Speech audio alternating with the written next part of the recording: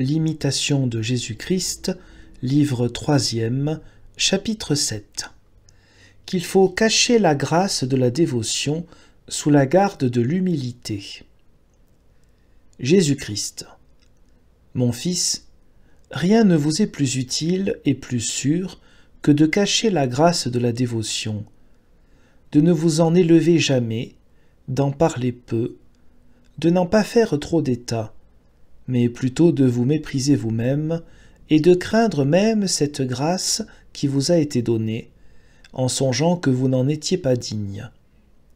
Il ne faut pas vous arrêter avec trop d'attache à ces mouvements affectueux qui peuvent sitôt changer en d'autres contraires. Pensez, dans le temps que vous possédez la grâce, combien vous êtes pauvre et misérable quand vous ne l'avez plus. L'avancement dans la vie spirituelle ne consiste pas seulement à avoir la grâce de la consolation divine, mais à en souffrir la privation avec humilité, avec abnégation de vous-même et avec patience. En sorte qu'alors vous ne vous relâchiez point dans la pratique de la prière, et que vous ne quittiez pas tout à fait vos autres exercices accoutumés, mais que vous fassiez de bon cœur, selon vos lumières, et le mieux qu'il vous sera possible, ce qui dépend de vous, et que vous ne vous négligiez pas entièrement à cause de la sécheresse et des peines d'esprit que vous sentez. Car il y en a plusieurs qui se laissent aller à l'impatience et à la paresse, dès que les choses ne réussissent pas à leur gré. Mais l'homme n'est pas toujours le maître de sa voie. Jérémie chapitre 10, verset 23.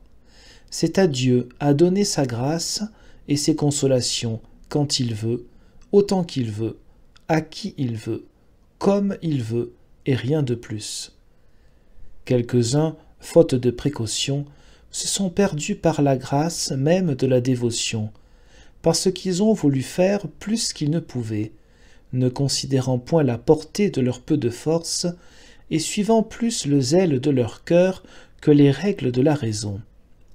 Et parce que leur présomption les a emportés à de plus grandes choses qui ne plaisaient à Dieu, ils ont bientôt perdu la grâce.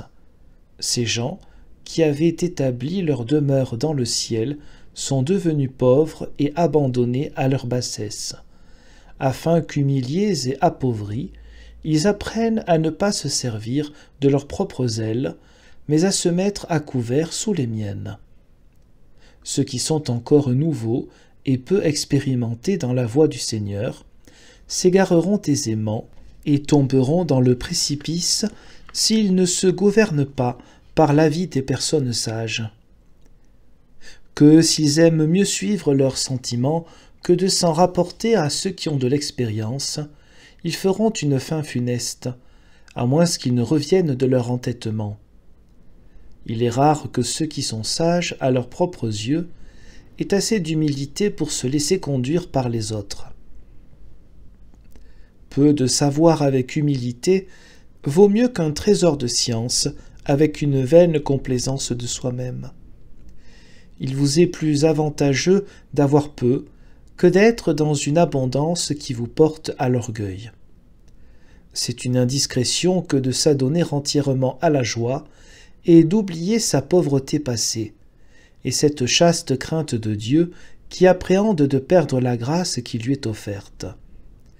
C'est aussi manquer de vertu et de sagesse que de se trop décourager dans le temps de l'adversité et de quelque peine que ce soit, et de prendre des pensées et des sentiments qui marquent moins de confiance en moi qu'on en doit avoir.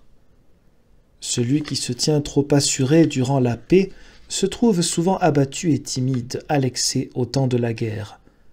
Si vous pouviez toujours être humilié et petit à vos yeux, régler et contenir votre esprit, vous ne seriez pas si sujet à tomber dans la tentation et dans le péché. C'est un bon conseil, lorsque vous avez conçu en vous la ferveur de l'esprit, de penser à ce que vous deviendrez quand la lumière sera retirée. Et lorsque cela arrivera, songez que cette même lumière peut revenir encore, et que ce n'est que pour un temps que je l'ai retirée, pour votre sûreté et pour ma gloire. Il vous est souvent plus avantageux que vous soyez ainsi éprouvé, que si les choses vous étaient toujours aussi heureuses que vous le désirez.